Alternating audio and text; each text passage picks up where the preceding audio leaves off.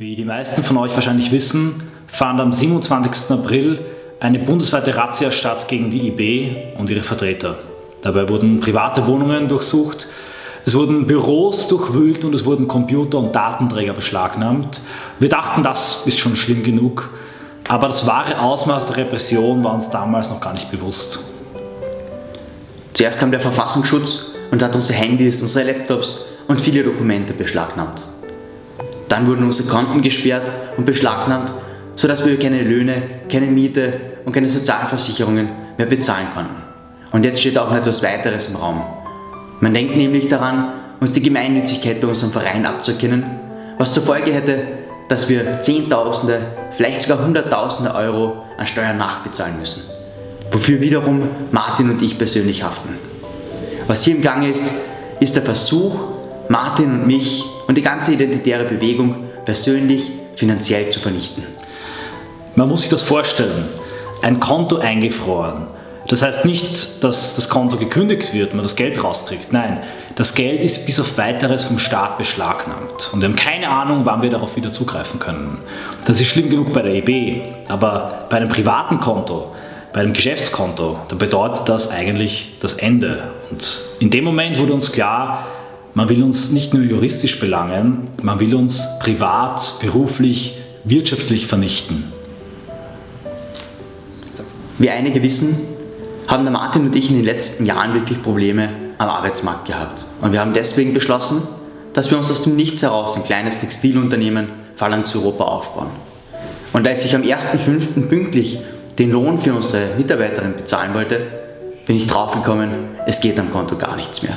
Ich konnte weder den Lohn, noch die Sozialversicherung, noch die Miete überweisen. Und auf Nachfrage bei der Bank wurde mir mitgeteilt, dass das Konto beschlagnahmt wurde. Ich habe mir dann gedacht, okay, irgendwie muss ich den Lohn ja überweisen und ich mache es einfach meinem Privatkonto. Und dann musste ich mit Entsetzen feststellen, dass selbst mein Privatkonto, das nie etwas mit der IB zu tun gehabt hat, beschlagnahmt worden ist. Dass einfach nichts mehr geht.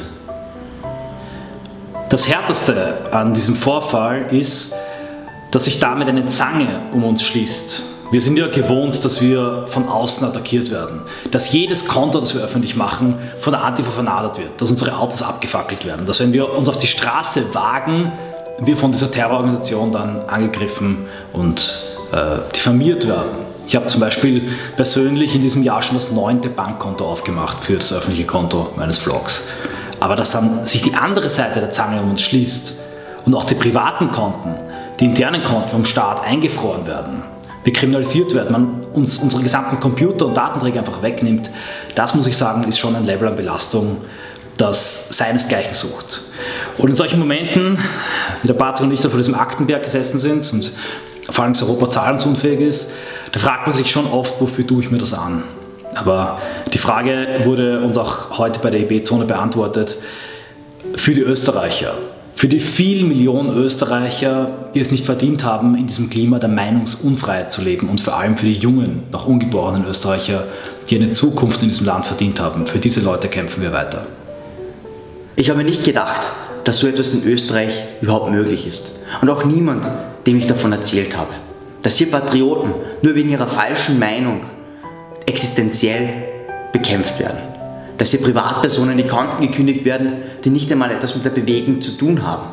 Dass hier Unternehmen, die in jahrelanger Mühe aufgebaut worden sind, die Mitarbeiter beschäftigen, eine junge Mutter mit 2 Kindern einfach von heute auf morgen zerstört werden soll.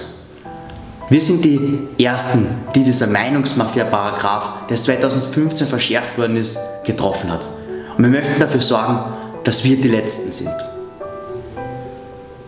Zu all diesen Gefahren kommt auf jeden Fall, das ist schon fix, auch wenn wir gewinnen, was wir vermuten, das Risiko der Prozesskosten.